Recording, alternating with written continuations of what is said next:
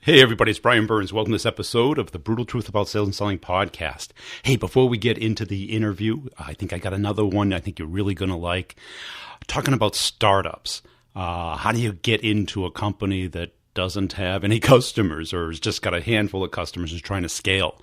That was kind of my life, but I've got a buddy Vince on today. And we're going to talk through that and also the characteristics of kind of that top 1% of salespeople. What do they do different? I'm sure you've heard everybody talk about hard work, but that doesn't scale. There's skills and techniques, and everybody thinks there's just one that matters the most. And my point is it's always up to the individual. You are the silver bullet. And you can have, every one of us has a superpower. And what we should do is exploit that and not ignore our weak power. Be aware of it. Compensate for it. Handicap for it. But don't just ignore it. So we're going to get into that. But before we do, hey, this is the last week. The courses are going to be on sale at this price. So get into it by the end of January. Courses, the price is going up February 1st. Check them out at b2brevenue.com. And you can schedule a time to talk to me about the course, not about your career or anything, but about the course. You can get on the calendar. There's two main ones. One is top of funnel. How do you get into new accounts and scale that without cold calling and cold emailing and pitching with near zero rejection? And can you scale that using both automation and outsourcing? The course has been insanely effective. It's called Start the Conversation, Get the Meeting. The second one is once you get that meeting, how do you keep those large, complex sales going? That's closing the complex sale. Those are the two courses. They have three components. There's the content. There's office hours for Q&A twice a month for an hour. Everything gets put back into the course. And unlimited one-on-one coaching with me about the content of the course applied to what you're doing. So just take the course, then let's get on the Zoom and go through a deal, go through a situation, share what you're stuck with, what you need help with, and I'm there to help you out. Let's get into the interview, but make sure you're checking out Co-Video. Co-Video is the way to get into new accounts. Video email is the only thing that's really breaking through right now. And for them to see your pretty face, your big smile, your warm greeting in a video, that's what makes a difference. It's the way to convey value. You can do a little demo, a little screen share in the video to show a particular thing that they may like. Or maybe a part of your presentation, just one slide or a case study. This is a great way to communicate with your customers, as well as with Pipedrive. That's how to keep track of all this stuff. That's what I use. Pipedrive's making a big push this year into the enterprise. The product is insanely good. Use the coupon code Brutal Truth. It's all in the show notes. Just page down in the show notes. I also have a template email that you can send to your manager to get the course funded, so you don't have to pay for it. But I insist you pay for it. I do, because that way you're committed to making this year your year of excellence. Let's get into the interview, and I'll sum it up at the end. Hey, Vince, thanks for joining us today. As a way of getting started, tell us about yourself. Sure. Thanks for having me on, Brian. I really appreciate that. So, name's Vince Beasy. I spent the last 20 years in the startup world after leaving a little company called AT&T. So I had the pleasure of working for a large corporation and jumping into a startup and loved it, as hectic and crazy as it was. So I've been in sales and marketing executive positions for startups forever and a day. And today I'm now the CEO of a company called Antenna.is. And did you notice any difference going from a huge company to a tiny company? Oh, yeah. Tell us about that. Oh my! Well, first of all, when you walk into a small company, there's no orientation or book, or you may not even have a computer. You may have nothing, and you have to embrace that. The fact that every day is going to be different, and if you want something done, you got to do it yourself. So I like the challenge of that. I like the challenge of making a huge impact, and I think that's the difference. I mean, a single person at a small company makes a huge difference, right? Can make a huge difference. Whereas a large corporation, when I was at AT&T, even though my division was doing well, it was still piddlings compared to the core business, Yeah. I mean, I had a similar, but the inverse. I did startups from the very beginning, and then they got acquired by huge companies. Yeah. And the first day, the doorbell rings and there's your laptop and you're like, whoa, And what I found with big companies is a lot of people were trying to hide out as opposed to contribute. Mm-hmm. And in a startup, that's just not possible. Yeah, never forget when I was at AT&T, they used to send these letters around, surveys for employees, like quality of life. And I'm like, what could be bad about working at these places? Most of these people get here at 9:01 and they leave at 4:59. And I'm like, how is this even stressful? You know what I mean? Like, quality of life. You couldn't have a better job at that time working at AT&T. And it wasn't until I worked at a startup, I'm like, yeah, now I understand the question of quality of life and work life, right? Because you work a heck of a lot more, and it's a lot more, I think, personally, I'm sure others see things differently. It's a lot more, could be a lot more stressful because there are a lot quicker deadlines coming about, right? Well, that's it. In a startup, you go to, that 2-day training or orientation, you fly back, and then at 9:30, your manager calls you asking for a forecast. And you're like, in the last 30 minutes, I have created absolutely nothing. And I think you learn a whole lot more at a startup, don't you think? You sink or swim, my friend, right? I mean, it's either you learn or you die. And I've seen people come from big companies and they're like, oh, when's my manager going to come out and train me or help me or coach me? And I go, don't wait for that to happen. Prior to joining Antenna as the CEO, I've had a consulting practice on and off for the last 5 years, and mostly focusing on startups and their go-to-market execution. And 100% of the time, Brian, I'd always get pulled into helping with hiring. Because they'd always make hiring mistakes. And what is the number one mistake I'd see? It's hiring that high-profile, large enterprise sales rep at a startup. Think of someone selling a big brand you've heard of, like let's use Oracle, right? I'm sure that person's a skilled salesperson, but it's a little bit different calling when you say you work for Oracle as opposed to, again, company ABC that no one's ever heard of, right? So they look good on paper, they probably sound really good, and they show really good numbers, but that doesn't mean that they're going to be successful at your startup early stage, right? And so many people overlook that because you see that every time. There's an A-level company, and those reps go and become VPs at other companies, hire their friends, and all of a sudden there's no brand recognition, there's no infrastructure, there's no install base to leverage, and they're like, and they blame the company, the product, the industry. And it's like, no, it's a different sell. It is. It's like, standing on the soapbox and you're preaching to an audience that didn't ask for anything from you or don't even know they have a problem of, a problem that you're trying to solve, right? So it's a different animal altogether. And I found it better in certain ways in that you could kind of guide the company to do whatever you wanted, where, you could pull the CEO out for a week and go around with you. You could get the product to change, within a year. You could do a lot of things that you can't do at the big company's kind of like, well, this is kind of what it is. Yeah. I mean, I think I think it's all based on what you want, right? I think both are great options, and it's just up to what's your preference. And I think the good thing is a clear delineation between the two, right? You're not going to get confused as to which one you like better if you did go both to both sides, right? And I think it's a lot like the company itself that, they had this study about startups, and the number one characteristic of success or failure was timing, where, if the company was there with the product, but it was too early or it was too late.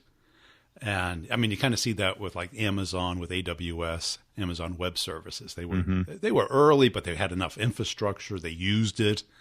And it kind of, everyone else was like, no one's ever going to do that. No one's ever going to give their data to someone else. And boom, they came out right at the right time. Yeah. Or what does Amazon know about web hosting? Yeah. And, that's kind of what I ran into with startups. I typically got in too early, and especially if it depends on your territory as well. Yeah. If your territory is Silicon Valley, and you're selling, software infrastructure, you get a good market. Where you're in Manhattan and you get financial services. How did you judge companies that you went at?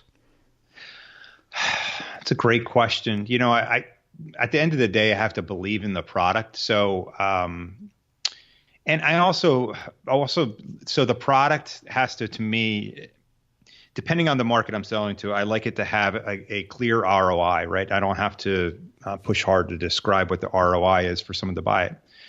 And to me, the market, how big is the market, right? Is it very vertical oriented, or is it how big can this opportunity be? Because you as the sales leader, man, if you get a big number, you better have a big market to be able to go after. So product and the market are the two things I always looked at first, and then of course the people at that company at the time, right? The leadership, who am I going to be working with and collaborating with? And how about as far as like the manager? Were you ever pulled along? Did you have kind of that mafia structure? Fortunately for me, I've joined early stage companies again over the last 20 years. So when I've come in, I was lowest level, the VP of sales. So I came in as the head of a department. Okay. That's the advantage again of being at a smaller company. You can come in at a high level and have a big impact, right? But that's also a pretty dangerous position, isn't it? Oh, yeah, it is. They say the average lifetime of a startup CRO is about 18 months. Yeah. So it's high risk, high reward. So you better get what you think you're worth, because like you said, you might come in too early and they might say they have the product and market fit, but until you get there, you really don't know, right? Right. Yeah. They're kind of a consulting company that came out with a product. They got one customer and they got a round of funding, and it should be pretty easy from here. I've never heard a technology entrepreneur or founder say, our product sucks and I just need you to sell it. They say, our product is awesome. It's the best in the market. All I need now is really sound sales leadership and we'll go crush it. Yeah. 100% of the time they'll say that, right? Right. And then they call the customers bozos if they don't buy it. And you're like, well, they got the money. Yeah. There's one thing in believing in your product, but it's also, you have to reflect and be honest to where you're weak, right? I mean, early stage, there's no way you have a perfect product nor close to a perfect product, but do you have a product market fit? That's what I cared about as the sales leader. Yeah. That they had sold to more than a handful of people, more than friends and family. Yeah, exactly. And what did you look for in reps when you started to build up the team? Yeah, again, at the early stage startups, I'm looking for character, right? Certainly experience, but more importantly, Brian, I'm looking for character, meaning, how are they going to handle stress? How are they going to handle day-to-day change? How are they going to be self-sufficient? Are they a go-getter? Are they self-motivated? I'm looking for characteristics. I don't, honestly, if I found a strong player that met all the characteristics I want, I don't care if they sold in the industry we're going after or sold enterprise prior or not, right? I'm looking for that. I believe that this person can catch up pretty quickly and go out there and do a good job. And what mistakes did you make in hiring? I'm sure they stuck with you. Oh, gosh, I mean, yeah, it's not easy. I mean, I think the two hardest positions probably to hire for at technology companies are developers and salespeople. Yeah. And, certainly we all hired people we thought were good. And then it's not until the day they show up that you're like, I don't think it's going to be fit. So what I've tried to do, so I don't have that mistake, as many mistakes or that aha moment day one, is I try to do things that simulate what it would be like working at the company, right? Whether it be, having them do a pitch of the company, having them get in front of a bunch of people and, do a cold call and just mimic things that they will have to do in the job. I often think that we're all hiring wrong. I mean, you should be hired as a salesperson and you have 60 days to prove yourself. And same thing, the company proved to you that we're what we say we are, back and forth before we move forward, because it takes about 60 to 90 days, I think, to really understand if this person's going to be the right fit and if this company's the right fit for that person. So otherwise, it's still going to be hit or miss, right? It is. And I think companies typically give 9 months is what I've seen kind of consistently. And, if it's the first 90 days, it's kind of the honeymoon phase. Everyone's a little bit happy. But then, that first quarter goes by and it's like, well, where's the real pipeline? And then the 6 months goes by. Well, maybe another quarter. And how did you come up with a standard? I heard character. I like that. But how about like the skill set? Mm-hmm. So what I like to see here in interviews is not me asking a bunch of questions to the candidate. I want to hear what questions they're asking me, because great salespeople are inquisitive. Great salespeople continually to ask questions, and they don't need to hear themselves speak. So sometimes I'll start off the interview with just saying, okay, Brian, what questions do you have for me? And you're going to get one of two reactions, like, or, oh, great, you want me to ask questions first. And they go right. I don't care if they're reading it off their list or whatever it is. They came prepared, and they're very inquisitive about the business and what it's going to be like working there. So I'm looking for what questions they're asking. And the worst to me is when someone says, no, I don't have any more questions. I think I'm good. You should always have another question. I want them to ask questions until I say stop. You know what I mean? Yeah. Yeah. I mean, that natural inquisitive curiosity that comes through from a lot of sales leaders. And I heard some people say that is something you can't train, that you either have it. And I'm not sure about that. Do you have a strong feeling about that? Or I think like athletes, some people are just God-given athletic ability. And I think in sales, I think some people just have natural instincts and are inquisitive. I do think people can learn to be more inquisitive. I think they can learn to be more intuitive, but I don't think you'll ever be a superstar if you don't have that natural ability, quite frankly. Yeah, because you have to understand from your client's standpoint, you got to get them talking, because they're only going to want to listen to you for so long. They know why you're there. Yeah, there's no hidden agenda on your side. Your product is the best, and so they understand why you're there. I don't think we have to be so obvious these days of, I'm a salesperson, I'm going to sell you this thing. They know that. So be a human being, right? Just act like the other person on the other side of the phone is a human being, and you're a human being, and let's have a conversation, right? Yeah. And if you act like that, they'll treat you differently than they do. Because what's the worst thing? You get someone live on the phone and they find out you're a salesperson, like, oh yeah, what do you want? I thought you were someone else, right? Because they're on defense immediately. So I think, again, if you can, I think some of this is instinctually, if you can notice that this person is obviously not happy that you're calling, and you can relieve them of that stress of, okay, I'm not here to push a sale on you. I want to help you solve a problem. And you can do that in a way that's showing that you really are empathetic and care about them and their business. You're a winner, and you're going to win every day. Yeah, because, what the topics that come up consistently is empathy, curiosity, the desire to help. And it's all kind of, a different angle on the same thing, really being more interested in their success than your own. And because once you get into their head, you get them talking, all of a sudden the connection, that bond, that relationship starts. And that's what trust is created from, showing more interest in them than in yourself. I read a study a couple months ago. It was really interesting. And I forgot what was the name of the group. I'll look it up and give it to you later. But anyway, what they were saying is they pointed out all the obvious things of what's the difference between top sellers and average sellers. But the one thing that they pulled out of the top sellers, the elite, the best of the best, what they did that everybody else didn't do was they collaborated with their client. Yeah. So they were actively involved in helping them make the decision. So they became such a trusted resource that they were able to collaborate with the customer. And they said that was the biggest distinction between someone that was a pretty good salesperson and then someone who is elite. And I think that's a great word for it. Because a lot of people say trusted advisor, but that's kind of overused and poorly understood. But I think people understand what collaborate means. I've kind of used the term partner in crime. Mm-hmm. Where there's the protocol, there's a rapport that goes beyond customer vendor, that it's more like, hey, we're trying to accomplish something here. We're trying to do something that's good for both people, good for both companies. And you get that partnership, that collaboration. Well, what have you found to be like your superpower as a sales leader?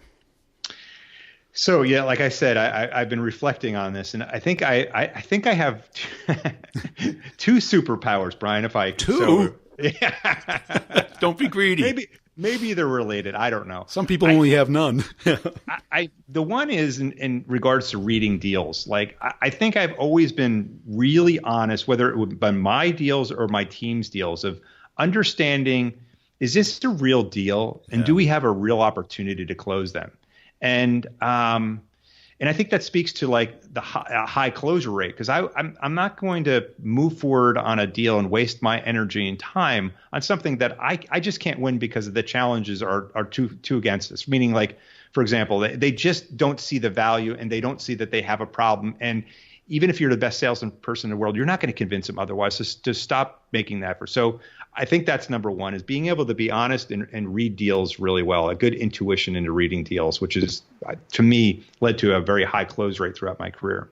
And then the second one is, it's more lately, is I have a couple of different businesses, one being the CEO at Antenna, but I also do a podcast. I also run a event organization, and so on. So I'm really good at juggling multiple products, and I think a lot of people are, but I'm good at juggling them and without a high degree of anxiety. I mean, it's one thing to do a lot of things, but you could be stressed out, you could lose sleep over it, because I think it goes back to my first point.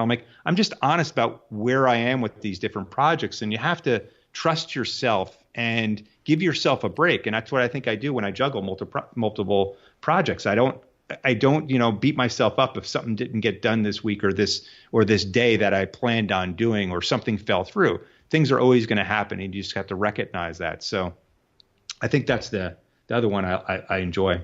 Well, that number one, I've seen very consistently on great salespeople. I call it judgment or a bullshit factor. But when it's not there, what you find is somebody with this enormous pipeline, and then you say, well, what order are they going to close in? And they give you the deer in the headlights look, like, I never thought of thinking about that way. Yeah. And it's like, well, how do you determine what to work on today as opposed to tomorrow? You got 50 things and you can only do 3. Which 3 are you going to do? Yeah. I think CRM sometimes makes worse. Yeah, because the salesperson brings their laptop into the pipeline meeting and they look at their CRM system and start reading off a bunch of deals. It's the ones that have their laptop closed and say, here's my top 3 I'd like to talk to today, because it's the ones I feel most confident. You're like, this guy knows his deals, or she knows her deals really well. They don't need to look at a piece of paper or look at a computer, because they're thinking about their deals all the time too. It's not like they leave work at 5 or 6 o'clock and they're shut down. Good salespeople think about their deals all the time and what they could be doing different or better, and so on and so forth. So it's not like they're obsessed with it, but it's top of mind, right? Whether you're taking a shower or you're driving home from work or whatever it is, right? And I see a lot of B players spinning their wheels on deals that won't close, right? Where they've got somebody who will talk to them, but they have no power, they have no respect, no integrity within the company.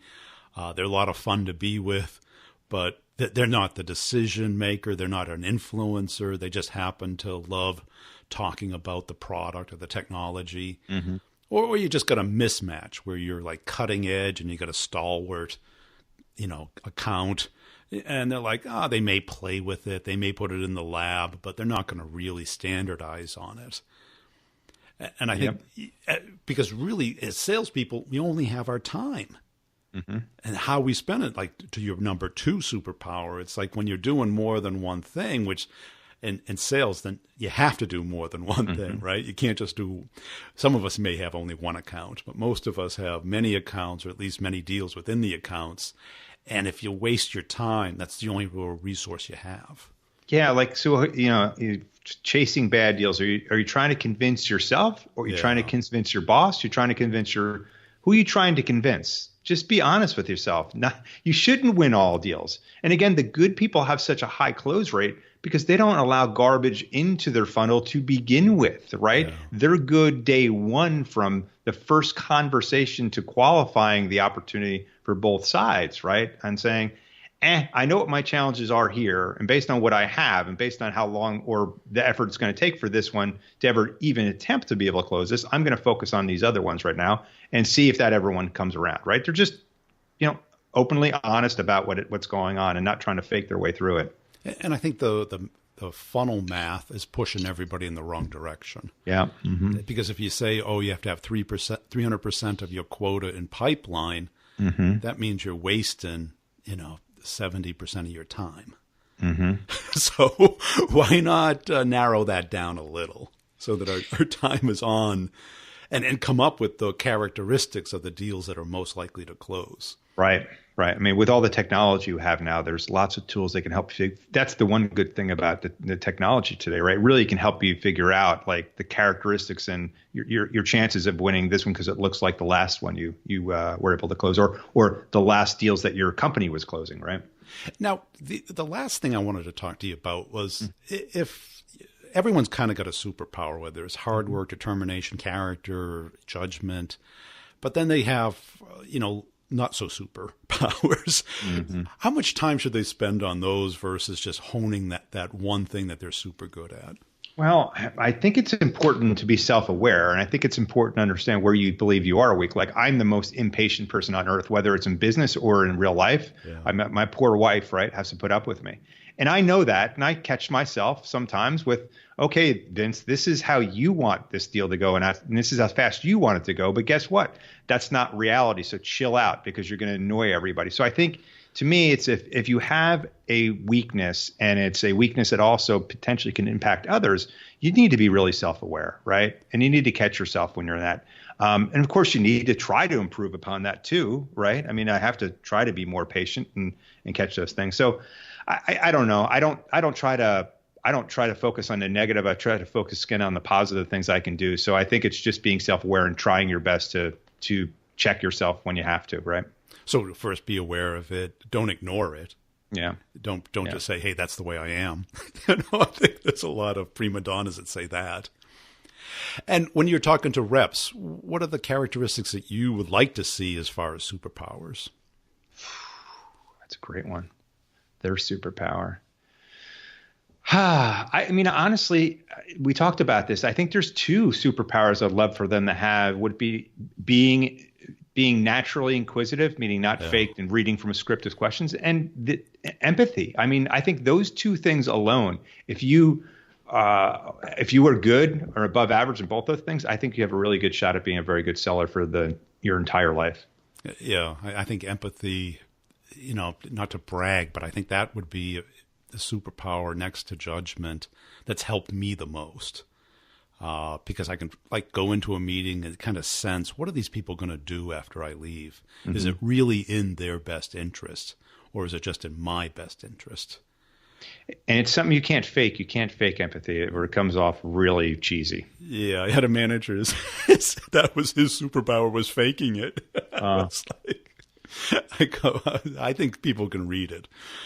I think most people can read it for sure. Yeah. Yeah, because it eventually comes through. And all of a sudden they're really friendly, and then they start talking about the end of the quarter.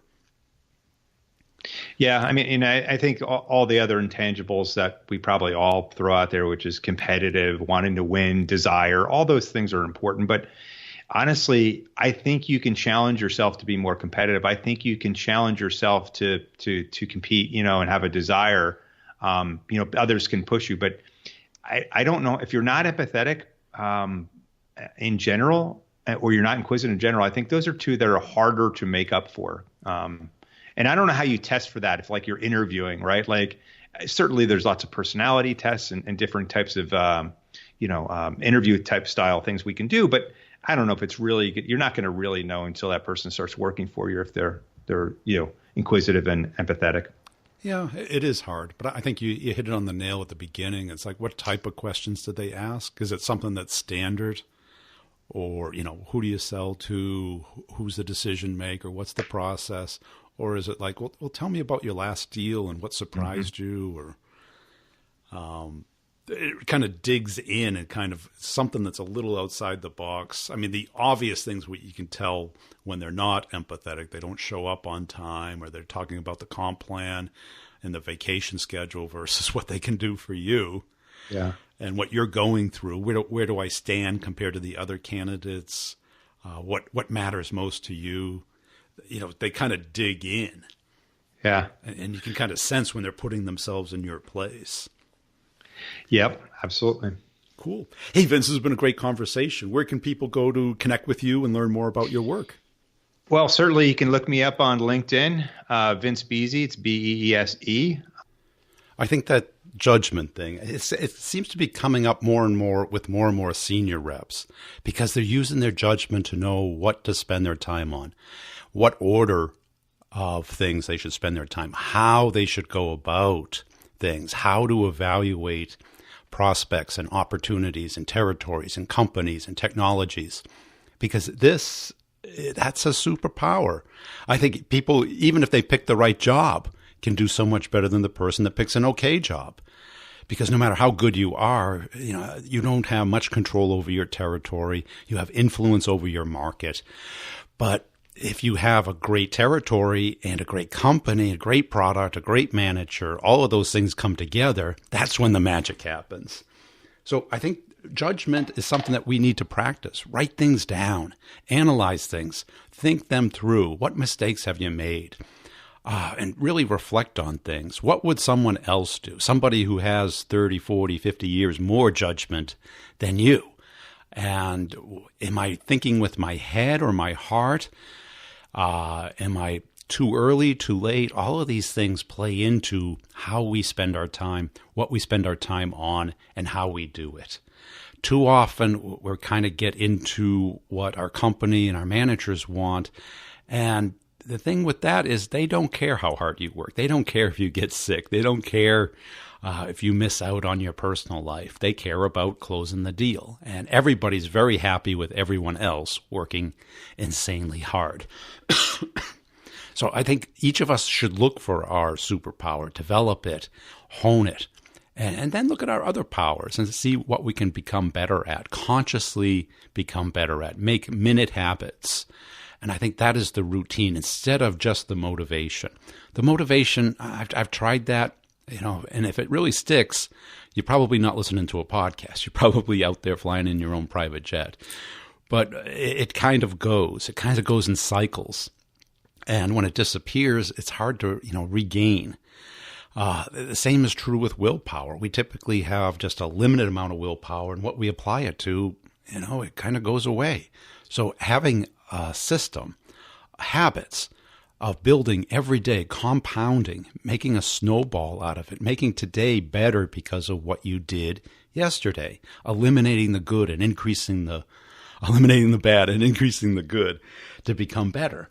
So, hey, I really appreciate you listening to this. Check it out at b2brevenue.com. The prices are going up on February 1st, so lock it in, get a whole year access. If you want to talk it over, let's talk it over. I have calendar appointments you can get on my calendar at b2brevenue.com. Look under the training tab. You can also check out the courses. The two main ones are start the conversation, get the meeting. This will get you into pretty much any account in a systematic, scalable way. People who are taking it are just getting unbelievably full calendars with great opportunities. Closing the complex sale is the second course. We go through how to play the game of sales, how to prevent these bad things from happening. I did a video this week on objection handling. Everyone's spending all of this time on how to handle an objection instead of preventing it. They're all preventable. If you're asking for time without earning it, you're going to get an objection. I'm busy. Get back to me later. Call me in a month. All of this is preventable. And then, people are, well, you can't prevent them all. And it's like, well, how many objections have you heard that you haven't heard 1,000 times before? And how many of us are just too lazy to write down a flow of our call and guide our prospect through the process with questions and conversation instead of pitching and asking? What we want is it to be a natural progression, a dance, a momentum through this process instead of pitch, reject, counter-reject. And that just, people are sick of that. I'm sorry. They're just sick of it. So check that out.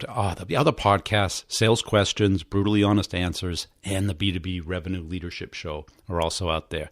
Also, evaluate Pipedrive. They've got some great content. Go to their website, subscribe to their blog. I'm working with them on content this year, coming up with some great stuff and things about preventing objections, actually a tool to do that. So check that out. Also, Co-Video, check out their YouTube channel.